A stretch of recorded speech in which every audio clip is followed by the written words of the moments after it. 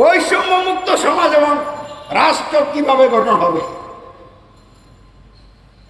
এই জন্য আমি আলোচনা লম্বা না করে ওই সমন্বয় ছাত্রনেতা বন্ধুদের দৃষ্টি আকর্ষণ করে বলছি, আপনারা যদি সঠিক পথে এগোতে না পারেন তাহলে আপনাদের আন্দোলন, এই গণঅভ্যুত্থান ব্যর্থ হয়ে যাবে। তাই আপনারা কারো কথার দিকে কান না দিয়ে বৈষম্যমুক্ত সমাজ এবং রাষ্ট্র গঠনের লক্ষ্যে আল কোরআনকে সংবিধান হিসেবে গ্রহণ করুন। এই আল কোরআনের আইন বিধানের ভিত্তিতে সংস্কার করেন, সংবিধান রচনা করেন। কারণ আপনারা যদি এই জায়গায় হাত না দিয়ে একটা অন্তর্বর্তীকালীন সরকারের মাধ্যমে নির্বাচন দেন, ক্ষমতায় কে বা কারা আসবে এটা তো এখন নিশ্চিত করে বলা যায় না। যারা ক্ষমতা আসবে তারা যদি আপনাদের এই বৈষম্য বিরোধী আন্দোলনের প্রতি একনিষ্ঠ না হয়, তারা নিজেরাই আবার বৈষম্য সৃষ্টি করবে। এই জন্য বৈষম্য মুক্ত সমাজ এবং রাষ্ট্র গঠনের একমাত্র পথ হচ্ছে আল্লাহর দেওয়া আইন বিধান।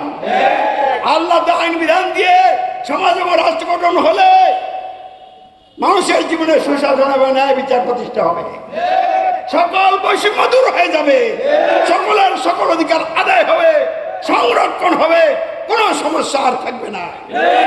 কিন্তু তা না করে যদি আপনারা ওই গণতন্ত্রের প্রতি হাঁটেন, সমস্যার সমাধান হবে না। বন্ধুরা আমার, আপনাদের চেতনার সাথে আমরা বহু আগের থেকেই একমত হয়ে আন্দোলন এবং সংগ্রাম চালিয়ে যাচ্ছি। আপনাদের চেতনা বৈষম্য বিরোধী চেতনা, আমাদের চেতনা প্রতিটি সেক্টরে বৈষম্য দূর হয়ে সুশাসন এবং ন্যায় বিচার প্রতিষ্ঠার জন্য ইসলামের আইন বিধান দিয়ে রাষ্ট্র গঠন এবং পরিচালনা করতে হবে। এই চেতনা নিয়ে আমরা রাজপথে আসি এবং থাকবো ইনশাল্লাহ। কিন্তু আপনারা যে ঘটনাটা ঘটাইছেন, আপনারা ঘটান নাই, আপনাদেরকে দিয়ে মহান রব আল্লাহ তাআলা ঘটিয়েছেন।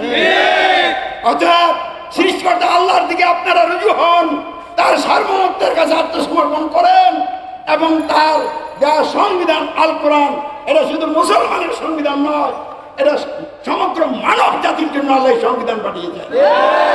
এটাকে সংবিধান হিসেবে গ্রহণ করে এই সংবিধানের ভিত্তিতে আমাদেরকে সমাজ এবং রাষ্ট্র সংস্কারের জন্য নতুন সংবিধান গঠন করতে হবে। এই নতুন সংবিধান গঠন না করে যদি নির্বাচনের মাধ্যমে ক্ষমতা কারো হাতে উঠিয়ে দেন, তাহলে কিন্তু সমস্যার সমাধান হবে না। তাহলে আপনারা যদি বৈষম্য মুক্ত সমাজ রাষ্ট্র গঠন চান, অবশ্যই চান, এই চাওয়াকে বাস্তবায়ন করতে হলে আমাদের এই আহ্বানকে গ্রহণ করতে হবে।